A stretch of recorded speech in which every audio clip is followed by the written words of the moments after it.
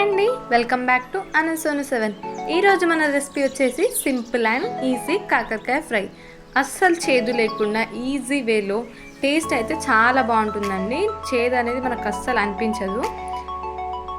ఎలా చేయాలో కావాలంటే మన ఫుల్ వీడియోని ఖచ్చితంగా చూడండి. అలాగే మీరు కూడా ట్రై చేయండి. ముందుగా మన ఛానల్ని సబ్స్క్రైబ్ చేసుకోండి. ఈ సింపుల్ కాకరకాయ ఫ్రై కోసం నేనైతే 3 కాకరకాయలను తీసుకున్నానండి. చూడండి, ఈ గ్రీన్ కలర్లో ఉంటే సరిపోతుంది. ఎల్లోయిష్గా ఉంటే మాత్రం తీసుకోకండి, అది బాగా పండిపోయినట్టు. కాకరకాయ అనేది చేదు ఉంటుంది కాబట్టి చాలా వరకు తినలేము, కానీ దీనివల్ల మనకు ఎన్నో ఆరోగ్య ప్రయోజనాలు ఉన్నాయి. ఖచ్చితంగా ఏదో ఒకసారి అయితే మనం తినాలి కదా, కానీ చేదు ఉండడం వల్ల మనం తినలేము. అందుకే ఈ సింపుల్ కాకరకాయ ఫ్రైని చేసుకుంటే చేదు తగ్గుతుంది, అలాగే మనకు హెల్త్ బెనిఫిట్స్ అందినట్టు కూడా ఉంటాయి. మనం తీసుకున్న కాకరకాయల్ని ఎడ్జెస్ కట్ చేసి ఇలా వీడియోలో చూపిస్తున్నట్టు పైన స్కిన్ని పీల్ ఆఫ్ చేసుకోవాలి. మొత్తం కాదండి, వీడియోలో చూపిస్తున్నట్టు అక్కడక్కడ లైట్గా తీసుకుంటే సరిపోతుంది. ఇలా పీల్ ఆఫ్ చేసుకున్న కాకరకాయల్ని మంచిగా వాష్ చేసుకోవాలి. వాష్ చేసుకున్న కాకరకాయలను చిన్న చిన్న రౌండ్ స్లైసెస్ లాగా కట్ చేసుకోవాలి. మీకు నచ్చిన షేప్ మీరు కట్ చేసుకోవచ్చు, కానీ స్లైసెస్ లాగా కట్ చేసుకుంటే మనకు ఈజీగా ఫ్రై అవుతాయి. ఎంత సన్నగా వీలైతే అంత సన్నగా కట్ చేసుకోండి. చూడండి, వీడియోలో చూపిస్తున్నట్టు అన్నీ ఈ సైజులో ఉంటే మనకు ఫ్రై అనేది పర్ఫెక్ట్గా ఉంటుంది. ఇప్పుడు మనం కట్ చేసుకున్న స్లైసెస్ అన్నిటినీ ఒక ప్లేట్లోకి ట్రాన్స్ఫర్ చేసుకుందాం. ఇలా ప్లేట్లోకి తీసుకున్నాక మొత్తం పరుచుకొని దీని మీద కొద్దిగంత సాల్ట్, అలాగే పసుపు, ఇవి రెండు వేసి చేతులతోటి వీటిని స్క్వీజ్ చేసుకోవాలి. ఫస్ట్ లైట్గా ఉప్పు పసుపు అంతా కలిసేలాగా ఒకసారి కలుపుకొని తర్వాత వీడియోలో చూపిస్తున్నట్టు లైట్గా స్క్వీజ్ చేయండి. ఇలా చేయడం వల్ల మనకు కాకరకాయలో ఉండే చేదు అనేది వాటర్ ఫామ్లోకి రిలీజ్ అయిపోతుంది. చూడండి, ఇప్పుడు మనకు వీడియోలో చూపిస్తున్నట్టు కొంచెం వాటర్గా అనిపిస్తుంది. అప్పుడు మళ్ళీ ప్లేట్లో అలాగే పరిచేసుకొని వీటిని మనం ఎండలో ఆరబెట్టుకోవాలి. ఇలా చేయడం వల్ల మనకు చేదు శాతం చాలా వరకు తగ్గిపోతుంది. నేనైతే ఎండలో ఆరబెట్టుకుంటున్నాను, మీరు కావాలంటే ఫ్యాన్ కింద కూడా ఆరబెట్టుకోవచ్చు. ఒక 2 గంటల దాకా ఆరబెట్టుకోవాలి. 2 గంటల తర్వాత మనం కాకరకాయని చూస్తే కొంచెం స్కిన్ కలర్ లాగా చేంజ్ అవుతుంది. ఇప్పుడు ఒక కడాయి తీసుకొని ఇందులోకి ఎండుమిర్చి, ధనియాలు వేసి లైట్గా రోస్ట్ చేసుకోవాలి. ఇవి కాస్త లైట్గా రోస్ట్ అయ్యాక ఇందులోకి శనగపప్పు వేసి మరింత కాసేపు లైట్గా రోస్ట్ చేసుకోండి.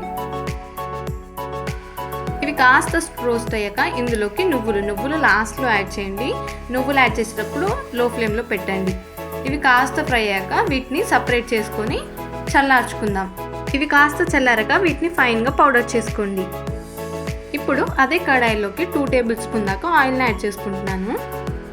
ఆయిల్ కాస్త హీట్ అయ్యాక మనం ముందుగా ఎండలో ఆరబెట్టుకున్న కాకరకాయ పీసెస్ ఉంటాయి కదండి, అవి వేసి ఫ్రై చేసుకోవాలి.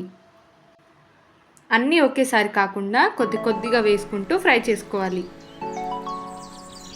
వీటిని మనం గోల్డెన్ బ్రౌన్ షేడ్ వచ్చేంత వరకు ఫ్రై చేసుకోవాలి. అప్పటి వరకు కొంచెం హై ఫ్లేమ్లో పెట్టి ఇలా కొంచెం గోల్డెన్ బ్రౌన్ షేడ్ వచ్చాక లో ఫ్లేమ్లో పెట్టి ఫ్రై చేయాలి.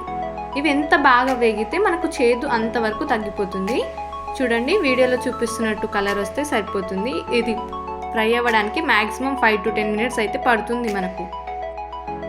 వీటిని ఇప్పుడు వేరొక ప్లేట్లోకి సపరేట్ చేసుకుందాం. ఇప్పుడు అదే కడాయిలో ఉన్న నూనెలో కొద్దిగంత జీలకర్ర, మినపప్పు, శనగపప్పు, కరివేపాకు, అలాగే వెల్లుల్లి ఇవన్నీ వేసి లైట్గా ఫ్రై చేసుకోవాలి. కాస్త చిటపటలాడాక ఇందులోకి పసుపు కూడా యాడ్ చేసుకుంటున్నాను. చక్కగా పసుపు అంతా కలిసేలాగా ఒకసారి అంతా చక్కగా కలుపుకోవాలి. ఇప్పుడు ఇందులోకి సాల్ట్ కూడా యాడ్ చేసి చక్కగా ఫ్రై చేసుకోవాలి. సాల్ట్ అంతా కలిసాక ఇందులోకి మనం ముందుగా ఫ్రై చేసుకున్న కాకరకాయ పీసెస్ని యాడ్ చేసుకోవాలి.